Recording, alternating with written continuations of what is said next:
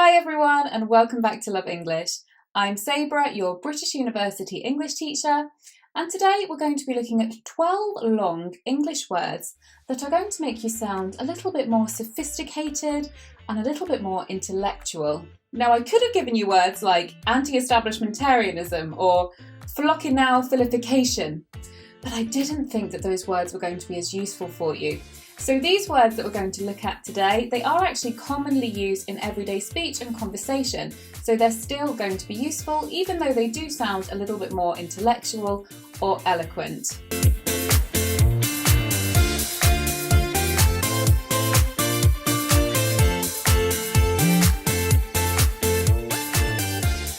Number one is obfuscating.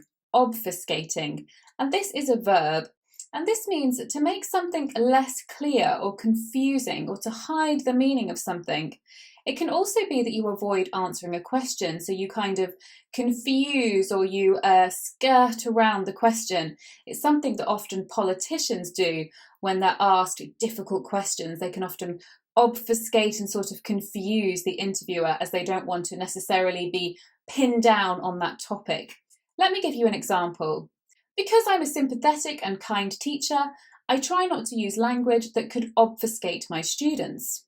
Now, if you want to use this in conversation, you could say, sorry, I think you're obfuscating on this, meaning, please could you be clearer, or you're making me confused, or would you mind not obfuscating? Speak frankly. Number two is a beautiful word. It is scintillating, scintillating. And if something is scintillating, it's very interesting, brilliant, lively, or witty. So we often describe conversation as scintillating. We might say, wow, that was a really scintillating debate on the television. Something really engaged you. Or the conversation at dinner was scintillating. If you want to compliment somebody, you could say, what a lovely evening. The company's been scintillating. The next word is fastidious. Fastidious, which is quite a hard word to pronounce. Fastidious. And this means you've really got an eye for detail. You're obsessive about certain details, getting things right, to the point where it can be annoying for other people. If you're fastidious about cleaning, you want the place to be spotless. If somebody leaves a dirty cup around, you'll be upset. If there's a crumb on the floor, you'll want to hoover. The sign of Virgo are supposed to be quite fastidious people. Meticulous is also a synonym, if you know that word as well, to be meticulous. Fastidious can be a good thing, but if it's taken to the extreme, it can be a bad thing. So we'll often say, oh, she was so fastidious about the food, meaning she was too fussy, too particular. Now, of course, a great way to quickly improve your vocabulary and start understanding a lot of these more complex words and complex sentences, a great way to do this is, of course, to have a teacher or to study with a school. Now, we recently told you about this school, but we want to tell you a little bit more about them. They're called the Language Gallery, and they have online classes as well as actual physical schools in some great locations in the UK and in Canada. In the UK, their schools are in London, Nottingham and Birmingham, all in great central locations. And they also have schools in Vancouver and Toronto, so very exciting locations. They're an extremely professional British Council accredited school, and you can study online with them, as well as being able to learn IELTS, English for work, general English, and also university preparation, which you can also do online. So if you're thinking that you would like to be part of a smart intellectual environment and go to university in England, then you can do this. You can prepare for this and get direct entry through studying with the Language Gallery. They run what is called a pre-sessional programme for university studies, which means if you complete this programme and you do not need IELTS, you will go directly into a UK university. The English universities which you would get direct entry to are Greenwich, Bangor, De Montfort and Plymouth. So you could be studying at a British university in September or October. Now, if you book now, guys, there is 20% off. So it's a great offer and it's not available for much longer. And it goes for the pre-sessional course, so the university preparation course. You can get the 20% off that and also any of their online courses. So if you are interested, guys, head down to the description box below to find out more. Number 4 is incorrigible, incorrigible. Now, if you're incorrigible, which is a little bit of a mouthful to say as well, incorrigible, then you are somebody who has bad behaviour, which is very difficult to reform or improve. If your mum says to you, oh, you're incorrigible, it means, oh, you're badly behaved and it's really hard to improve you or make you change. We can often tease each other and say this word. If we want to say that somebody's being particularly bad, maybe they're making rude jokes or doing something which is a little inappropriate, but it's funny, we can say, oh, you're incorrigible, meaning you're terrible. So it's a way to replace terrible, really, in that sense when we're joking. So we could say an incorrigible criminal, meaning a criminal who could not be reformed in any way. They were that bad. Number 5 is flummoxed, to be flummoxed. This is a better way than to say you're confused. If you're flummoxed, you're confused, you're perplexed, you don't understand something. And we can also say that something is flummoxing, meaning confusing. We could say, this illness is flummoxing, I just can't understand quite what it is.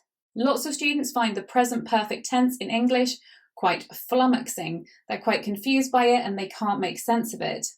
Certainly when I was learning the conjunctive in Italian, I was very flummoxed by it and I did have a problem trying to understand it, so it was very flummoxing. Number 6, I'm going to share with you one of my favourite English words. This is bamboozled. Bamboozled. I just think it has such a fantastic sound. Bamboozled, to be bamboozled. And this means to be tricked, to be deceived, often by confusing a person. A great synonym actually is to hoodwink. We often say to hoodwink as well. So this is where the person is somehow tricked, but you've done it by confusing them. So you've bamboozled them and somehow you've tricked them in that process. You've confused them and then you've managed to cheat them out of something or trick them into doing something. So sometimes if you're trying to get someone to agree to something, you might bamboozle them. So you might confuse them about the situation. So it almost feels like they have no option but to agree. You have to be quite clever to do that. Another example would be, the criminal hoped his disguise would bamboozle the police at the airport. Number 7 is nefarious, nefarious. And this means that something is morally bad, particularly involving morally bad activities or practices. So if you say, well, I think the politician was involved in some nefarious activities, it means some corrupt or some morally wrong activities. So it's a negative adjective. So we do read it a lot in the newspaper, particularly when it's talking about people who are in the public eye, who may have been involved in some activities which were unethical, corrupt, morally wrong in some way. If you think that somebody is up to no good, you can actually say this as a joke. You could say, you better not be up to anything nefarious. Number 8 is quintessential. Quintessential, it's a beautiful word actually. Quintessential. And this means to be typical of something or the most important part of something, to almost be quite typically representative of a particular group or place. James Bond is the quintessential Englishman, or we could say tapas is the quintessential cuisine of Spain. It's a lovely word. If you're looking for a word that replaces the word typical, which you might use a lot, replace it with quintessential. Number 9 is sycophantic. Sycophantic. Quite long word, again a bit difficult to say, sycophantic. This is another adjective, which is when somebody is trying to be really nice to somebody, but it's insincere, and they do it for their own good. So if you're a sycophant, you're being so nice and so adoring of a particular person because you want your own gain out of this, you want something from it. So people can sometimes be like this around their boss or around perhaps a very popular person that they want something from or anything like this. But it's a very negative adjective because everything they're doing is completely insincere. So you could say, his sycophantic behaviour around the boss made me sick. You can also use this word in the noun. So if somebody is like this, they can be described as a sycophant. Number 10, again, another one of my favourite words. This one is salubrious. Salubrious. And this means health-giving, in good condition. If we talk about a salubrious area, we mean an area that looks in good condition, somewhere that looks as if it's in a good state, is healthy, if you like. Or you could say, the water is particularly salubrious in that region, meaning it gives you health, it's very healthy. Or I see you're having a very salubrious diet. Again, meaning healthy there. So if you're looking for a nice replacement to healthy, which sounds more formal and impressive, good in your IELTS exam, for example, you could use this word. Number 11 is surreptitiously. Surreptitiously. And this means secretly or discreetly, in some way without other people knowing or without many people knowing.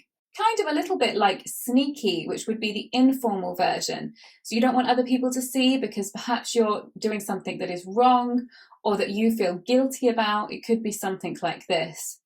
So for example, if I see my students looking at their phones in class, they don't always do it blatantly, they don't always do it obviously, they do it surreptitiously. So they have their phone on their desk and then they look down quickly and then look back at me.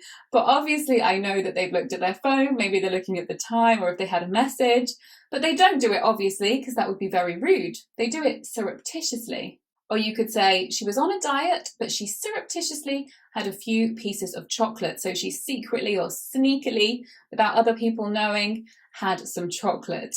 Number 12 is flabbergasted. Flabbergasted. Great word. It sounds very Germanic to me. If you speak German, do tell me in the comments, is this a German word or does this have a Germanic root? I'd be interested to know. Now, flabbergasted is extremely surprised. If you're flabbergasted, your mouth can open. You're so shocked about something. So if you say, I'm flabbergasted, you can't believe it. It's the extreme of surprised or to be shocked.